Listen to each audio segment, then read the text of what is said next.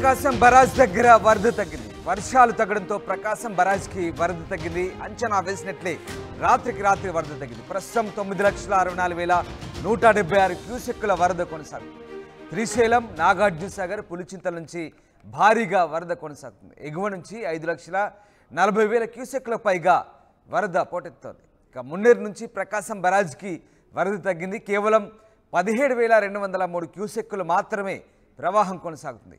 ఈ మధ్యాహ్నానికి ఇంకా వరద తగ్గే అవకాశం కనిపిస్తుంది. నిన్న దాదాపు 12 లక్షల క్యూసెక్కులకు వరద ప్రవాహం చేరింది. చరిత్రలో ఎన్నడూ లేని విధంగా విజయవాడలో ప్రకాశం బరాజ్కి వరద పోటెత్తింది. ఎప్పుడు లేని విధంగా 12 లక్షల క్యూసెక్కుల పైగా వరద ప్రవాహం చేరడంతో దిగువకు వదిలారు. నిన్నంతా కూడా ప్రకాశం బరాజ్ డేంజర్ జోన్లో ఉన్నట్టుగా కూడా వార్తలు వచ్చాయి. అయితే ఈ నేపథ్యంలో వరద తగ్గడంతో సహాయక చర్యలకు సర్కార్ కూడా స్పీడ్ పెంచింది. ఊహించినట్టుగానే రాత్రికి రాత్రి ప్రకాశం బరాజ్కి వరద ప్రవాహం తగ్గింది. ప్రస్తుతానికి కొంత కృష్ణమ్మ శాంతించిందని చెప్పవచ్చు. శ్రీశైలం, నాగార్జున సాగర్, పులిచింతల నుంచి భారీగా వరద వచ్చేరింది. ఎగువ నుంచి కూడా 5,40,000 క్యూసెక్కులకు పైగా వరద వచ్చేరింది. ఇటు మున్నేరు నుంచి ప్రకాశం బరాజ్కి వైపు వరద తగ్గింది. కేవలం ఇప్పుడు 17,203 క్యూసెక్కుల మాత్రమే వరద ప్రవాహం కొనసాగుతుంది. ఈ మధ్యాహ్నానికి మరింత తగ్గే అవకాశం కనిపిస్తుంది. ప్రస్తుతానికైతే 9,64,176 క్యూసెక్కుల వరద మాత్రమే ప్రకాశం బరాజ్కి కొనసాగుతున్న పరిస్థితి. మా కొలీగ్ కృష్ణమోహన్ జైన్ అవుతున్నారు. కృష్ణమోహన్, ప్రకాశం బరాజ్కి నిన్న రికార్డు స్థాయిలో చరిత్రలో లేని విధంగా 12 లక్షల క్యూసెక్కుల వరద ప్రవాహం కొనసాగింది. ఇవాళ పరిస్థితి ఏంటి? రాత్రికి రాత్రి కాస్త వరద ప్రవాహం తగ్గినట్టుగా తెలుస్తుంది. ప్రస్తుతం సిచ్యువేషన్ ఏంటి అక్కడ? ఎస్ సార్, రామ్దాస్ సార్, డెఫినెట్గా కృష్ణమ్మ కొంత శాంతించనే చెప్పాలి. విజయవాడ వాసులకు కొంత ఊరట లభించిందని చెప్పాలి. నిన్న రాత్రి వరకు హై టెన్షన్లో ఉన్న విజయవాడ వాసులు రాత్రికి వరద తగ్గుముఖం పట్టడం, అంటే ఉదయం 11,46,000 క్యూసెక్ల వరకు సాగింది. 12 లక్షలు వస్తుందేమో అని ఆందోళన చెందారు. కానీ ఇప్పుడు 9 లక్షలకి క్యూసెక్లకు మాత్రమే ఇన్ఫ్లో వస్తుంది. తర్వాత అవుట్ఫ్లో కూడా పూర్తిగా కూడా తగ్గింది. మనం చూడొచ్చు, ఉదయం నిన్నటికి ఈ రోజుకి దాదాపుగా చాలా వరద తగ్గుముఖం పట్టిందనే చెప్పాలి. వరద తగ్గుముఖం పట్టడం చాలా వరకు కూడా కొంత ప్రశాంతతను కల్పించినట్టుగానే చూడాలి. అదే నిన్న కూడా casein bridge, Vijayawada casein railway bridge మీద దాదాపుగా నీళ్లు ప్రవహించినంత పని అయితే జరిగింది. ఇప్పుడు అదే కేసిన్ బ్రిడ్జ్ దగ్గర దాదాపుగా పరిస్థితులు పూర్తిగా కూడా మార్పు చెందిన నేపథ్యం అయితే మనం చూస్తున్నాం. సో ఇటువంటి పరిస్థితుల్లో ఇప్పుడు వరకు కూడా, అంటే ఉదయం నుంచి ఒకవేళ శ్రీశైలం నుంచి కానీ సాగర్ నుంచి కూడా దాదాపుగా 5 లక్షల క్యూసెక్ల నీళ్లు ఇన్ఫ్లో వచ్చినప్పటికీ కూడా ప్రకాశం బ్యారేజ్కి వరద ఉధృతి కొద్దిగా తగ్గినట్టుగానే చెప్పాలి. అలాగే బుడమేరు తర్వాత ఇతర ప్రాంతాల నుంచి వస్తున్న వరద కూడా చాలా వరకు తగ్గింది. దాదాపుగా నిన్న 43 క్యూసెక్ల వరకు 43,000 క్యూసెక్ల వరకు వచ్చిన ఈ వరద ఈరోజు 12,000కి తగ్గడం కూడా ఒక శుభ పరిణామమే. అయితే ఇప్పుడు అసలు రిస్క్ స్టార్ట్ అయ్యే పరిస్థితి అయితే ఉంది. ఇప్పటికే దాదాపుగా 40%, దాదాపుగా 4 లక్షల ఇప్పుడు వరకు చూసుకుంటే ఇప్పుడు మున్నేరు వాగు కూడా కేవలం 17,203 క్యూసెక్లకు మాత్రమే వస్తున్న పరిస్థితి. ఇదే సిచ్యువేషన్ కానీ కొనసాగినప్పటికీ కూడా ఎటువంటి ఇబ్బంది లేదు, ఎక్కడ ఆందోళన చెందాల్సిన పరిస్థితి లేదు అనేది అధికారులు చెప్తున్న నేపథ్యం అయితే మనం చూస్తున్నాం. మరోవైపు ఇప్పుడు అసలు సమస్య అంటే తెల్లవారుజాము నుంచి కూడా తెలంగాణలో కొంత వర్షం పడుతుంది. తెలంగాణ నుంచి వర్షం పడుతున్నా ఒకవేళ ఆంధ్రప్రదేశ్లో వర్షం పడ్డా కూడా ఈ సాయంత్రానికి మాత్రమే ఆ వరద చేరే పరిస్థితి ప్రకాశం బ్యారేజ్ ఉంటుంది. కాబట్టి ఎక్కడ ఆందోళన చెందాల్సిన అవసరం లేదు అనేది చాలా క్లియర్గా మనకి అర్థమవుతుంది. మనోజ్, సరే రామ్దాస్, కానీ ఇప్పుడు అసలు సమస్య మొదలయ్యే పరిస్థితి కనపడుతుంది. ఎందుకంటే ఇప్పటికే 40% విజయవాడ గడిచిన 78 గంటలుగా బురద నీళ్ళలో మోకాళ్ళలోతు మనిషి మునిగిపోయే నీళ్ళల్లో నీళ్లున్నాయి. ఇప్పుడు ఆ వరద తగ్గుముఖం పట్టినప్పటికీ కూడా సో ఒకవేళ ఇదే వ్యవహారం కానీ కొనసాగితే నీళ్లు బయటికి వెళ్ళినప్పటికీ కూడా చాలామంది మనం చూస్తే ఇక్కడ కృష్ణమ్మను శాంతించడానికి పూజలు చేసిన పరిస్థితి కూడా మనం చూస్తున్నాం. అటువంటి సిచ్యువేషన్స్ కూడా మనం ఇక్కడ కృష్ణమ్మ శాంతించాలని నిన్నటించి ఆలయ పూజారులు కావచ్చు, ఒకవైపు విజయవాడ వాసులు కావచ్చు, వాళ్ళందరూ కూడా ప్రార్థనలు చేసిన పరిస్థితిని మనం చూసాం. ఇప్పుడు ఉన్న పరిస్థితుల్లో ఈరోజు దాదాపుగా 40% కంప్లీట్గా కూడా 40% విజయవాడ మునిగిపోయింది. దాదాపుగా 78 గంటల పాటు మనిషి లోతు నీళ్ళల్లో ఉన్న పరిస్థితుల్లో ఇప్పటికిప్పుడు నీళ్లు కొంత తగ్గుముఖం పట్టినా, సో ఇప్పుడు అసలు సమస్య మొదలయ్యే ప్రభుత్వానికి అంటే నీళ్లు తగ్గుముఖం పట్టి నీళ్లు బయటికి వెళ్ళినప్పటికీ కూడా పూర్తిగా కూడా ఇక వరద ఇళ్లలో వచ్చి చేరుకుంది కాబట్టి దాన్ని క్లీన్ చేయాలి. అసలు సమస్య అక్కడ మొదలవుతుంది. శానిటేషన్ ఇంపార్టెంట్ అవుతుంది. శానిటేషను ఫర్దర్గా బురద వచ్చి చెత్త చెదారవంతం ఉంది కాబట్టి సమస్యలు పబ్లిక్కి జ్వరాలు తర్వాత ఇతర ఇష్యూస్ వచ్చే పరిస్థితి ఉంది. సో మనం కర్నూలు లాంటి వరదలు చూసాం. అప్పుడు కూడా ఇటువంటి సిచ్యువేషన్ దాదాపుగా కర్నూలు మునిగిపోయినప్పుడు కూడా అటువంటి సిచ్యువేషనే. నీళ్ళన్నీ బయటికి వెళ్ళిన తర్వాత అసలుకి ఇంటి లోతులో కంప్లీట్గా బురద పేరుకుపోయింది. అటువంటి పరిస్థితుల్లో వాటిని బయటికి తీయడానికి ఆ బురదని బయటికి తీయాలి. లోపల ఉన్న వస్తువులు, వాళ్ళ ఇంట్లో ఉన్న సామాగ్రి, తర్వాత నష్టం, దాని తర్వాత వచ్చే సీజనల్ డిసీజెస్, ఇతర వ్యాధులు, అంటువ్యాధులు వ్యాప్తి చెందడం, ఇవన్నీ కూడా కర్నూలు తిరిగి రికవరీ కావడానికి దాదాపుగా 2 నెలలు పట్టిన పరిస్థితిని కలారా చూసాం. సో ఆ సంఘటనని ఇప్పుడు ప్రభుత్వం ఆలోచించుకుంటేనే భయపడుతోంది. నిజంగానే 78 గంటల పాటు ప్రకాశం బరాజ్ లోపల అంటే నది లోపల 3 బోట్లు ఢీకొట్టాయి. అక్కడ పిల్లర్లకు కూడా కాస్త డ్యామేజ్ అయిన పరిస్థితి. ఇదంతా కూడా బ్రిటిష్ హయాంలో అప్పుడు హైదరాబాద్ స్టేట్లో మొదలై తర్వాత ఆంధ్రప్రదేశ్ ఏర్పడ్డ తొలినాళ్ళలో నిర్మించినటువంటి ప్రకాశం బరాజ్. సో ప్రస్తుతానికి నిపుణులు ఏమంటున్నారు మరి దీనికి సంబంధించి? బరాజ్ సేఫ్గా ఉన్నట్టే అనుకోవచ్చా మనం? ఇట్లాంటి అంటే చరిత్రలో ఎన్నడూ లేని విధంగా నిన్న వరద డెఫినెట్గా, ఎందుకంటే నిన్న వరద చూడొచ్చు మనం ఇక్కడే. ఆ బోటు దాదాపుగా 3 బోట్లు 4 బోట్లు ఇక్కడికి వచ్చి ఢీకొట్టిన పరిస్థితి అయితే మనం చూస్తున్నాం. ఈ బోట్లని ఇక్కడి నుంచి ఒక్కొక్కటిగా కొంత తరలించే ప్రయత్నం అయితే చేస్తున్నారు. ఇప్పటికీ 2 బోట్లు మాత్రం ఇక్కడ ఆగే, మరో చిన్న బోటు మాత్రం కొంత తీరానికి వెళ్ళి చేరిన పరిస్థితి అయితే ఉంది. అయితే ఏదైతే బ్యారేజు నిన్న వరద ఉధృతి పెరిగితే ఇబ్బంది అనుకున్నారో ఇప్పుడు ఆ పరిస్థితి ఉండకపోవచ్చు అనేది నిపుణులు చాలా క్లియర్గా చెప్తున్నారు. నిన్న ఈ నీటి సలహాదారులు కావచ్చు, నీటికి సంబంధించిన కృష్ణం నాయుడు కావచ్చు, వీళ్ళందరూ కూడా వచ్చి ఒక మాట మాట్లాడారు. బేసిక్గా ఇక్కడ కొంత సమస్య అయితే ఉండింది, కానీ బ్యారేజ్కి వచ్చిన ఇబ్బంది ఏమి లేదు. వరద కూడా తగ్గుముఖం పట్టింది కాబట్టి ఎటువంటి ఇష్యూస్ లేవు అనేది వాళ్ళు మాట్లాడిన పరిస్థితి. దాదాపుగా చాలా ప్రాంతాల్లో ఎక్కడైతే ఈ వరదకు సంబంధించి గేట్లు ఇరిగిపోయాయో లేకపోతే గేట్లు దెబ్బతిన్నాయో వాటన్నిటినీ కొంత రెక్టిఫై చేయొచ్చు. కాకపోతే కొంత టైం పడుతుంది. కానీ ఇప్పుడు ఈ వరద నీటిని మాత్రం మనం ఉపయోగించుకోలేము. ఆ వరద నీటి వల్ల కంప్లీట్గా ఇక్కడ నిలబడదు. ఎందుకంటే దాదాపుగా 3 బోట్లు కంప్లీట్గా ఇక్కడ 3 గేట్లు దాదాపుగా ఇరిగిపోయాయి లోపల నుంచి. సో వరద వెళ్ళిపోతుంది. సో వరద నీటిని మనం ఉపయోగించుకోవాలి. బోట్లు ఎవరివి గుర్తించారా బోటు యజమానులపై? ఎందుకంటే ఇలాంటి డ్యామేజెస్ జరిగితే అది ఊహించని రీతిలో పరిణామాలు ఉండేవి. సో దానికి సంబంధించి అంటే అధికారులు ఏమైనా చర్యలు తీసుకునే అవకాశం ఉందా? బోటు యజమానులు ఎవరు? వాళ్ళను ఏమైనా హెచ్చరించి వదిలేశారా, లేదంటే వాళ్ళకి సంబంధించి ఏమైనా యాక్షన్స్ తీసుకోబోతారా? లేదు, కొంత ఇన్ఫర్మేషన్ అయితే తీసుకుంటున్నారు. అయితే ఈ ఎవరు ఉద్దేశపూర్వకంగా ఏదో బోట్లను వదిలింది కాదు. దాదాపుగా ఆ బోట్లకి ఇనప రాడ్స్తో వైర్లతో కట్టినప్పటికి కూడా ఆ అలల తాకిడికి అవి కొట్టుకొని వచ్చేసిన పరిస్థితిని మనం చూసాం. అవే కాకుండా కొంత ముందుకి వెళ్లాల్సిన పరిస్థితి కూడా ఉంది. డ్యామేజ్ సందర్భంగా ఎవరో ఉద్దేశపూర్వకంగా జరిగిన వ్యవహారం అయితే కాదు ఇది. సో అధికారులతో కొంత నిన్నటి నుంచి ఇరిగేషన్ అధికారులు పూర్తిగా కూడా దీని మీద దృష్టి పెట్టారు. ఇరిగేషన్కి సంబంధించిన టెక్నికల్ టీము దీని మీద పనిచేస్తోంది. ఇప్పుడు ఈ బ్యారేజీకి పటిష్టం చేయడం ఒకటి, రెండవది వాటర్ని ఎంత మేరకు ఆపగలం, 1 రోజు ఆపగలమా, 2 రోజులు ఆపగలమా? సో ఇప్పుడున్న పరిస్థితుల్లో వరద కూడా కాస్త తగ్గుముఖం పట్టింది కాబట్టి ఈ వరదని దాదాపుగా గేట్లని మళ్ళీ తిరిగి రీఫిల్ చేయడానికి ఏ విధంగా ఉంది. ఇప్పుడు మనం చూస్తే నిన్న జరిగిన డ్యామేజ్ మీకు మరోసారి చూపించే ప్రయత్నం ఏం చేస్తాం. నిన్న ఈ గేటుని కంప్లీట్గా కూడా డ్యామేజ్ అయిపోయింది. ఈ గేటు కంప్లీట్గా ఇరిగిపోయింది. దీనికి సంబంధించిన వాటర్ మొత్తం కూడా డౌన్ ఫ్లాల్ అయింది. ఇక్కడ చూసుకుంటే కంప్లీట్గా వాటర్ ఇక్కడ నుంచి వెళ్ళిపోతున్న పరిస్థితి అయితే ఉంది. దీనికి సంబంధించి పిల్లర్, ఇంత భారీ కట్టడ పిల్లర్ ముక్క చెక్కలైపోయిన పరిస్థితి మనం చూస్తున్నాం.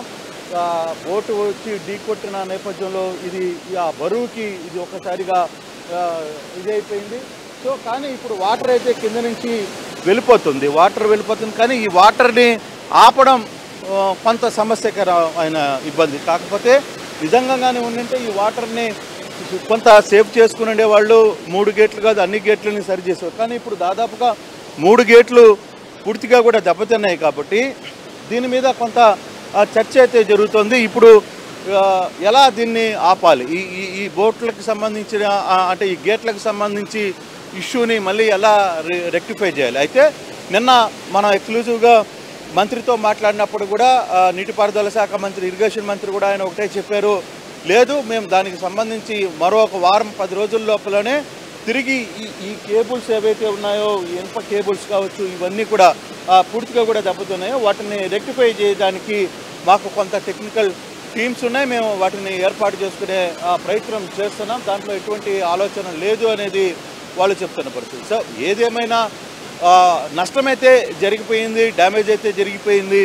వాటర్ నుంచి వరద ఉత్తుతి బయటికి వెళ్ళిపోతుంది. ఇక్కడ ప్రకాశం బ్యారేజ్లో నీరైతే నిలబడే ప్రసక్తి లేదు. అయితే వరద తగ్గుముఖం పట్టింది కాబట్టి కొంత టెక్నికల్గా ఈరోజు సాయంత్రానికో లేకపోతే రేపటికో ఇంకా వరద తగ్గే పరిస్థితి ఉంటుందనేది అధికారులు అంచనా వేస్తున్నారు. ఈ అంచనాలో ఊహించిన విధంగా వచ్చిన ఈ వరద ద్వారా కొంత ఫ్లడ్ మేనేజ్మెంట్ సంబంధించి కొన్ని లెసన్స్ నేర్చుకున్నట్టయినా అధికారులు అక్కడ ఏపీలో అంటే ఊహించలేదు ఇలాంటి వరదలు వానలు వస్తాయని చెప్పేసి. అలాగే ఎగువ నుంచి ఇక్కడికి దిగువకు వరద పోటెత్తింది కృష్ణాకి. కానీ మరి దీని ద్వారా కొంత ఏమైనా అధికారులు అలర్ట్ అయినట్టే అనుకోవచ్చా ఫ్యూచర్ దీనికి సంబంధించి భవిష్యత్ పరిణామాలు? ఎస్ రామ్దాస్, బేసిక్గా వరద ప్రకాశం బ్యారేజ్కి వస్తుంది, ప్రకాశం బ్యారేజ్ నుంచి నీళ్లు ఎక్కువగా వస్తుంది అనే దాని మీదనే ప్రభుత్వం దృష్టి పెట్టింది, అధికారులు దృష్టి పెట్టారు. కానీ బుడ్డమేరులే అంటే ఒక చిన్న చెరువు, వాగు తెగి ఎక్కడో ఖమ్మం జిల్లాలో పుట్టిన బుడ్డమేరు దాదాపుగా అది విజయవాడ మీదుగా ప్రవహిస్తుంటుంది. అది తెగి 40,000 క్యూసెక్ల నీళ్లు విజయవాడ లోపలికి వస్తాయని ఎవరూ ఊహించలేదు. దాదాపుగా సగం డ్యామేజ్. దీనికంటే కూడా ఇది 12 లక్షలు, దాదాపుగా 11,46,000 క్యూసెక్లు ఇదే ప్రకాశం బ్యారేజీ తట్టుకొని నిలబడింది. 12 లక్షల వరకు చేరుకున్న ఇబ్బంది లేని ప్రకాశం బ్యారేజు కేవలం బుడమేరు అనే చిన్న వాగు ప్రవహించిన దాటికి, అంటే అది కట్టలు తెగి కొల్లూరికి వెళ్లాల్సిన వాగు విజయవాడలోకి వచ్చిన నేపథ్యంలో మొత్తం విజయవాడలో 40% డ్యామేజ్ పూర్తి కూడా ఒక్క బుడమేరు వాగు వల్లే జరిగింది. ప్రకాశం బ్యారేజ్ వాటర్ని ఎలాగో అక్కడ రిటైనింగ్ వాల్ ఉండింది, దాదాపుగా కృష్ణలంక ప్రాంత వాసులకు కూడా అది 100% ఈరోజు కాపాడిందనే చెప్పాలి. 14 అడుగుల ఎత్తులో ఆ వాల్ని గత ప్రభుత్వం దాదాపుగా 3.5 కిలోమీటర్ల మేర కట్టింది, దాన్ని నిర్మించింది. అది కృష్ణా విజయవాడ మెయిన్ సిటీని ఎటువంటి ఇబ్బంది లేకుండా కాపాడగలిగింది. సో అటువంటి ప్రకాశం బ్యారేజ్లో 11 లక్షల నీరు వచ్చినా కూడా ఇబ్బంది పడలేదు. ఆ కృష్ణా వాల్, రిటైనింగ్ వాల్ ఏదైతే ఉందో అది డెఫినెట్గా కృష్ణలంక ప్రజల్ని కావచ్చు, లేకపోతే రామ్కీ నగర్ వరకు కూడా దాదాపుగా 3.5 కిలోమీటర్ వాలు డెఫినెట్గా అది విజయవాడ టౌన్ని పర్టికులర్గా అది కాపాడగలిగింది. కానీ అదే బుడమేరు అక్కడి నుంచి వస్తున్న ఒక 40,000 క్యూసెక్లతో వచ్చే నీరు మాత్రం దాదాపుగా ఆ ప్రాంతంలో సింగనగరు, ప్రకాష్ నగరు, వీటన్నింటినీ, అజిత్ సింగ్ నగరు, వీటన్నిటినీ పూర్తిగా కూడా ముంచివేసి అసలుకి విజయవాడని కాసేపు అతలాకుతలం చేసిన పరిస్థితి. దాదాపుగా 3.5 లక్షల మంది విజయవాడ ప్రజలు ఆ ప్రాంతంలో ఉంటున్నారు. ఆ ప్రాంత ప్రజలందరూ కూడా అక్కడే 2 రోజుల పాటు స్టిల్ ఈ రోజుకి కూడా ఇప్పటికి కూడా అదే పరిస్థితి కనబడుతుంది. వరద తగ్గుముఖం పట్టింది కాబట్టి ఇప్పుడు కొంత సహాయ చర్యలు. నిన్న సాక్షాత్తు ముఖ్యమంత్రి కూడా క్లియర్గా చెప్పారు, ఎక్స్పెక్ట్ చేయలేదు, అధికారులతో మనం కొంత కూర్చున్నప్పటికీ కూడా కొంత రాంగ్ డైరెక్షన్ వల్ల కొంత ఇబ్బందులు పడ్డాం, చివరికి మనం కొన్ని లక్షల ఆహార పదార్థాల ప్యాకెట్లు కావచ్చు, లేకపోతే సరఫరా విస్తృతంగా చేసినప్పటికీ రీచింగ్ పాయింట్కి చేరలేకపోయాం. దాంట్లో కొంత తప్పిదాలు మనం నేర్చుకోవాల్సిన పరిస్థితి ఉంది అని స్వయంగా ముఖ్యమంత్రి మాట్లాడారు. అంటే ఆయన అప్పటికి ఆయన 24 గంటలు దాదాపుగా నిన్న ఈరోజు 48 గంటలు ఆయన కనీసం నిద్రపోలే, ఎక్కడో ఒక 1 అవర్ రెస్ట్ తీసుకున్నారు. ఆయన అధికారులతో ప్రతి ఒక్కటే ఆయన మాట్లాడుతున్నప్పుడు కూడా గ్రౌండ్ లెవెల్ సిబ్బంది ఎక్కడో కొంత ఇద్దరి మధ్య కోఆర్డినేషన్ లేకపోవడం, సిబ్బందికి స్థానికులకు మధ్య ఎక్కడికక్కడ మంత్రులు వివిధ జిల్లాలకు సంబంధించిన మంత్రులు మొత్తం యంత్రాంగం అంతా కూడా ఇక్కడ దిగింది. మంత్రి నారాయణ, మంత్రి ఆనం రామనారాయణ రెడ్డి, అనిత, తర్వాత సంధ్యా రాణి, పార్థసారథి, అచ్చెన్నాయుడు, తర్వాత కేశవ్, ఇట్లాంటి సీనియర్ మంత్రులందరూ కూడా బురదలో దిగాల్సిన పరిస్థితి వచ్చింది, రంగంలో దిగారు. అయినప్పటికీ కొంత ఎక్కడో అధికారులకి వీళ్ళకి మధ్య కొంత కమ్యూనికేషన్ గ్యాప్ వల్ల ఆ సమస్య వచ్చింది. చివరికి నిన్న ఒక అధికారి ముఖ్యమంత్రి సమీక్షలోనే డెఫినెట్గా ఒక మాట చెప్పాడు, అధికారులు ఉద్దేశపూర్వకంగానే కొంత డ్యామేజ్ చేయాలని ప్రయత్నం చేశారని ఒక వ్యాఖ్య కూడా చేశాడు. అటువంటి వ్యాఖ్య నిజంగానే అధికారుల్లో కొంత కలవరపాటు గురి చేసింది. ఒక మంత్రి మేము 24 గంటల పాటు ఇక్కడ అధికారుల గురించి కష్టపడుతుంటే కావాలనే అధికారులు చేస్తున్నారు అనే మాట్లాడడం కొంత వాళ్ళని మోరల్ని దెబ్బతినింది అనేది కొంత అధికారులు కూడా బాహాటంగా మాట్లాడకపోయినా 1-to-1 మాట్లాడేటప్పుడు మాట్లాడిన పరిస్థితి. సో ఇటువంటివన్నీ కొంత కోఆర్డినేషన్ గ్యాప్ అయితే జరిగింది. ఎస్, ఆ కోఆర్డినేషన్ గ్యాప్ని సరిదిద్దుకోవాలి. ఆ ప్రయత్నంలోనే రాత్రి కూడా దాదాపుగా 46 వార్డులకు సంబంధించి 1-to-1 ఒక్కొక్క 2 వార్డులకి కలిపి ఒక సీనియర్ ఐఏఎస్ అధికారిని రాత్రి ముఖ్యమంత్రి నియమించిన పరిస్థితి. దాదాపుగా 40 వార్డుల ప్రవాహానికి ఎఫెక్ట్ అయినటువంటి ప్రాంతాల పరిస్థితి సింగ్ నగర్, సుందరయ్య నగర్, చిట్టి నగర్, కృష్ణలంక, వీటి పరిస్థితి ఏంటి అసలు? ఇప్పుడు ఎట్లా ఉంది? కరకట్ట వెంబడి ఆ కాలనీల పరిస్థితి ఏంటి? ఇంకా వరద కాస్త తగ్గుముఖం పట్టినప్పటికీ ప్రస్తుతానికి అక్కడ సిచ్యువేషన్ ఎట్లా ఉంది? కంట్రోల్లోకి వచ్చిందా? వాళ్ళకి సరైన సదుపాయాలు అంటున్నాయా? రెస్క్యూ చేస్తున్నారా? వరద అయితే ఈరోజు రాత్రి వరకు కూడా నీళ్లు ఇంకా వెళ్ళాలి, ఇంకా వరద తగ్గుముఖం పట్టాలి. ఇప్పటికీ నాకున్న సమాచారం ఇంకొక అడుగు కంప్లీట్గా నిన్నటికి ఈ రోజుకి కొంత తగ్గిందనే చెప్పాలి. ఇప్పుడు అదే వరద సాయంత్రానికి కొంత తగ్గుముఖం పడితే దాని తర్వాత అసలు సమస్య మొదలవుతుంది రామ్దాస్. ఎందుకంటే వరద నీరు వెళ్ళిపోయిన తర్వాత ఇళ్లలో కోరుకుపోయిన మట్టి, చెత్త, చెదారం, శానిటేషన్ ఇవన్నీ కూడా క్లియర్ చేయడానికి నిజంగానే ప్రభుత్వం చాలా కష్టపడాల్సిన పరిస్థితి ఉంది. కేవలం 2-3 కాలనీలు కాదు ఇక్కడ మునిగిపోయింది. దాదాపుగా ఒక సెక్టర్ ఆఫ్ మొత్తం 3 లక్షల కుటుంబాలకు సంబంధించి మొత్తం 4-5 కాలనీలు, దాదాపుగా 16 వార్డులు, విజయవాడలో 16 వార్డులు. డెఫినెట్గా ఆ సమస్యను మనం కర్నూలు లాంటి వరదలు చూసినప్పుడు కూడా చూసాం. సో ఇటువంటి పరిస్థితుల్లో ప్రభుత్వం పూర్తిగా అప్రమత్తమైంది. ఇంకా ఎన్డీఆర్ఎఫ్ బృందాలని తీసుకుని వస్తుంది, ఇంకా అడిషనల్ సెక్యూరిటీ ఫోర్స్ని తెచ్చుకునే ప్రయత్నం అయితే చేస్తోంది. ఎంతవరకు వర్కౌట్ అయితే చూడాలి. మరోవైపు మళ్ళీ విజయవాడలో వర్షం మొదలవుతున్న పరిస్థితి మనకు కనబడుతుంది. వర్షం మొదలవుతుంది. సో ఇది ఎంతవరకు దారితీస్తుంది అంటే ఒక మాట అయితే ఖచ్చితంగా చెప్పగలం రామ్దాస్, ఎటువంటి పరిస్థితుల్లో ప్రకాశం బ్యారేజ్కి అయితే ముప్పు లేదు, వరద తగ్గుముఖం పట్టింది కాబట్టి ఎటువంటి సమస్యలు లేవు. సో డెఫినెట్గా ఈ బ్యారేజ్, ఈ వరద సాయంత్రానికి ఇంకా తగ్గుముఖం పట్టే పరిస్థితి. ఒక్కవేళ తెలంగాణలో ఖమ్మం, నల్గొండ లాంటి ప్రాంతాల్లో మరీ భారీ వర్షాలు పడితే మాత్రం కొంత వరద పెరిగే అవకాశం ఉంటుంది.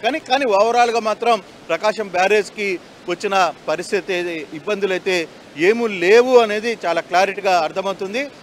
అలాగే సింగనగర్ ఈ ప్రాంతానికి మరోవైపు ప్రజలు అక్కడ ఇంకా నీటిలోనే ఉన్నారు, కొంత సేద తీరుతున్న పరిస్థితి కనపడుతుంది. వాటి నుంచి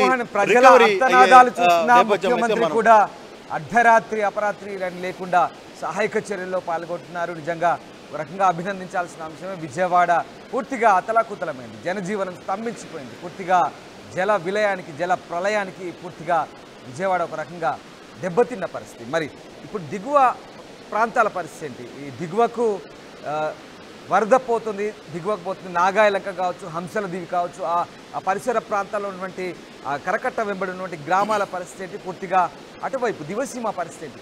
ఏమైనా అప్డేట్స్ ఉన్నాయి?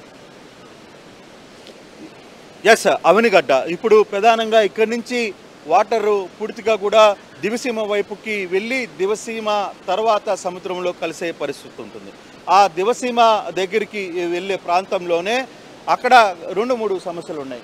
అక్కడ నాగాయలంక, ఒకటి నాగాయలంక, రెండవది కోడూరు లాంటి విలేజ్లు. కానీ అక్కడ ఒక బ్రిడ్జ్ ఏర్పడి పూర్తిగా కూడా అది రేపల్లె వైపుకు తిరిగింది. నిన్న రాత్రికి కొంత రేపల్లిలో ఫ్లడ్ వచ్చింది. కానీ ఆ ఫ్లడ్ వల్ల రేపల్లెలో పెద్ద ప్రాబ్లం ఉండకపోవచ్చు అనేది కొంత సమాచారం అందుతున్నప్పటికీ కూడా రాత్రి కూడా కొంతమంది కీలకమైన అధికారులతో నేను మాట్లాడినప్పుడు దానివల్ల భయపడాల్సిన పని ఉండదు. బట్ కొంత అప్రమత్తం అయితే అయ్యాం. సురక్షిత ప్రాంతాలకి పబ్లిక్ని తరలించే ప్రక్రియ కంప్లీట్గా చేశాం. అక్కడ ఉన్న గ్రామాల్లో ఉన్న వాటినన్నింటిని కూడా ఇక్కడి నుంచి తరలించే ప్రయత్నం చేశాం. వీటన్నింటిని కూడా చాలా దూరం ముందుకు తీసుకెళ్లే ఒక ప్రయత్నం అయితే చేస్తుంది ప్రభుత్వం. దాని దిశగా ఎటువంటి ఇబ్బందులు లేవు అనేది ప్రభుత్వం అయితే చెప్తుంది. కానీ ఇప్పుడు దివసీమ తర్వాత నాగాయలంక, కోడూరు, లంక గ్రామాలలో ఉన్న ప్రజలందరినీ కొంత బయటికి తరలించినప్పటికీ కూడా ఈ వరద ఈ పరిస్థితిలో కానీ ఉంటే పెద్దగా ఇబ్బందులు జరగకపోవచ్చు. కామన్ సమస్యలే ఉంటాయి. ఏదైతే ఈ వరద నీటిలోకి ఊర్లకు రావడం, తర్వాత అది మళ్ళీ వెళ్ళిపోవడం, ఆ సమస్యలు తప్పితే ఇతర సమస్యలు, నష్టం, ప్రాణ నష్టం, ఆస్తి నష్టం అటువంటిది జరిగే పరిస్థితి అయితే ఉండకపోవచ్చు. కానీ కొంత అప్రమత్తం అయితే రాత్రి నుంచి అప్రమత్తమయ్యారు.